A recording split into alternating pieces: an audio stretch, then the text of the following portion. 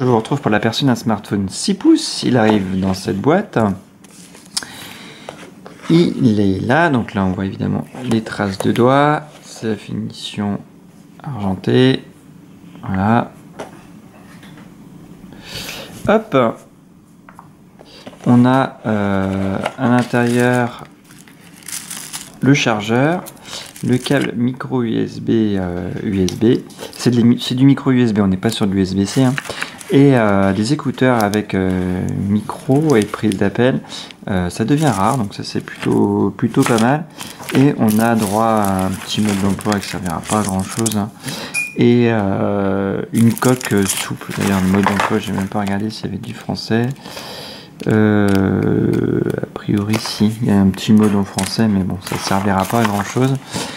Et le chargeur, en fait, c'est une mauvaise pioche puisque voilà les prises classiques françaises.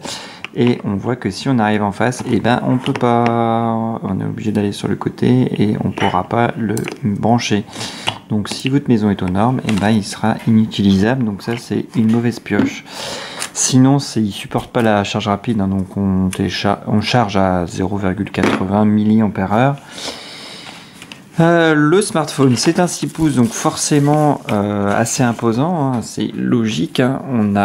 Je vais vous montrer un 5,5 pouces à côté. Et on voit quand même que le 5,5 pouces fait quand même beaucoup plus petit.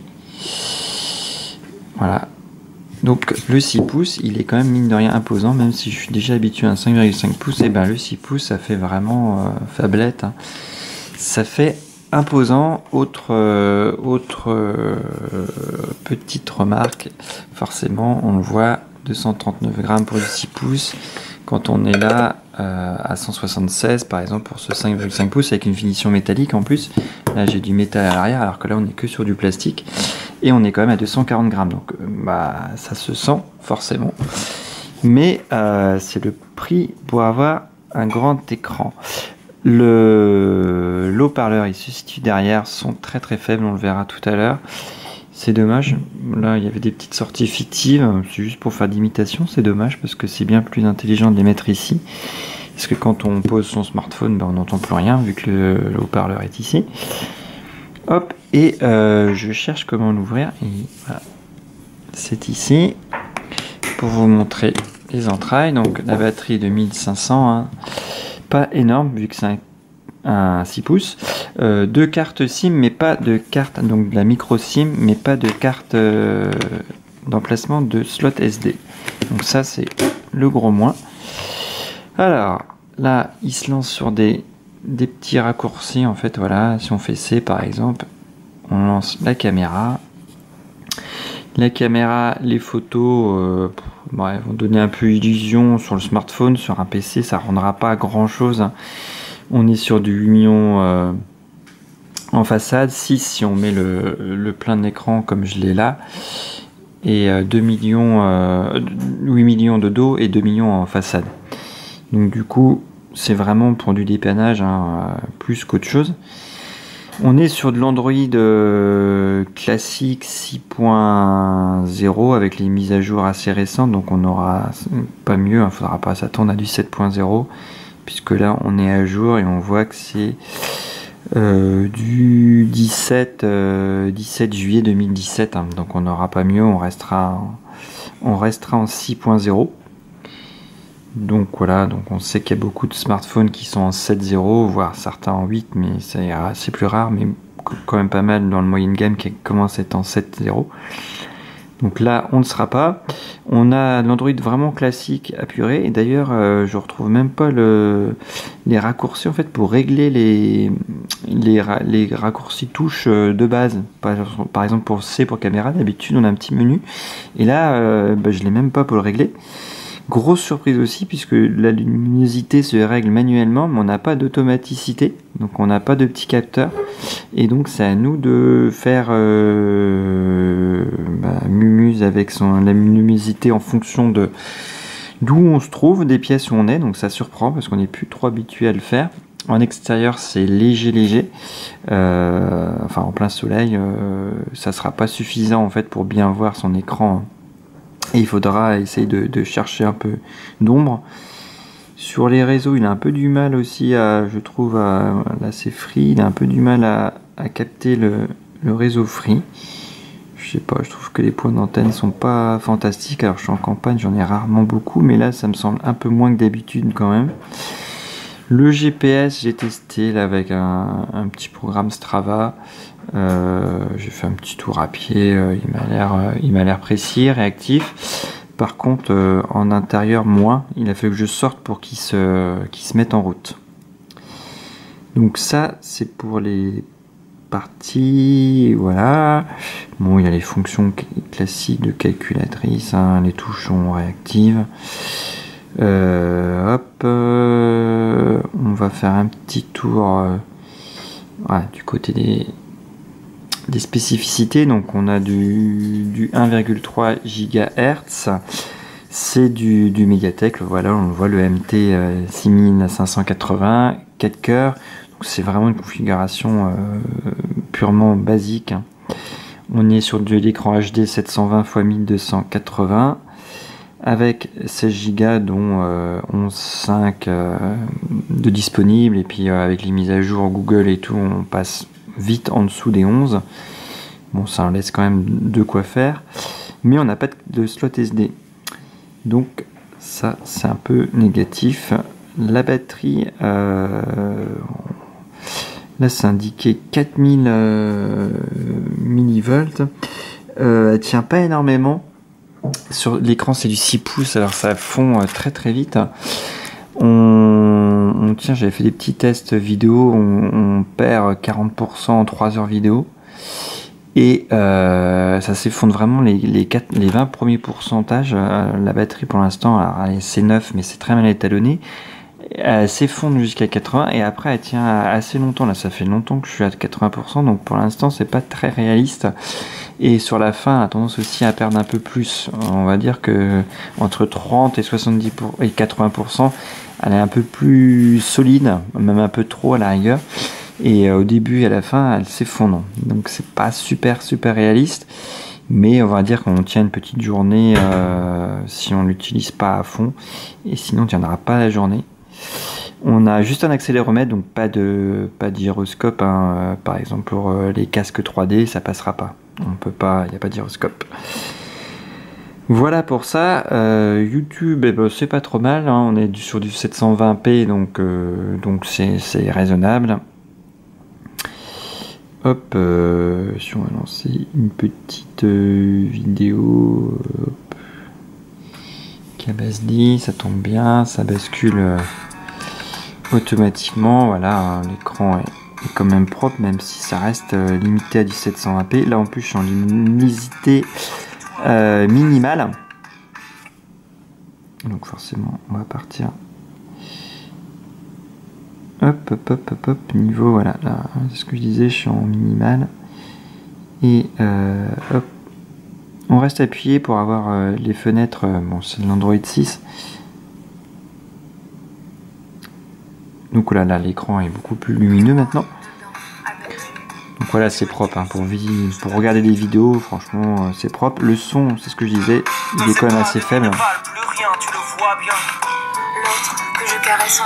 C'est comme le haut-parleur est là, voilà, c'est pas pratique, hein, si on l'a de l'autre côté, le smartphone, on voit qu'il est réactif, hein, par contre. Voilà. Les petits jeux, alors les jeux, j'étais surpris parce qu'il fait tourner Real Racing, mais alors c'est pour le lancer, on va voir que c'est très lent, et ça c'est la différence avec les autres smartphones où les jeux quand même se lancent beaucoup plus rapidement. Là voilà, il n'y a pas trop de lag, le jeu, bon j'ai pas fait énormément de parties, mais ça suivait bien, il n'y a pas de, on va voir, hein, ça suit bien, sauf que il faut être patient entre les différents menus et tout. Chose que je retrouve pas sur un smartphone moyenne gamme là, beaucoup plus récent, enfin qui a déjà un an pourtant. Mais voilà, le jeu il se lance, on n'attend pas 3 heures là, voilà, c'est lent, c'est très lent. Hop.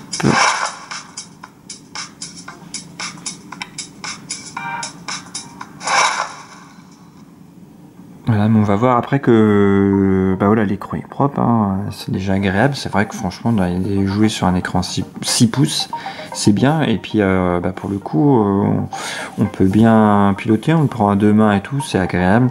C'est moins lourd qu'une tablette. Et bah, c'est plus grand forcément qu'un smartphone de 5 pouces. Donc on voit bien, bah, c'est confort pour jouer, franchement c'est confort. C'est juste long à attendre, mais une fois que le jeu se lance, c'est sympa.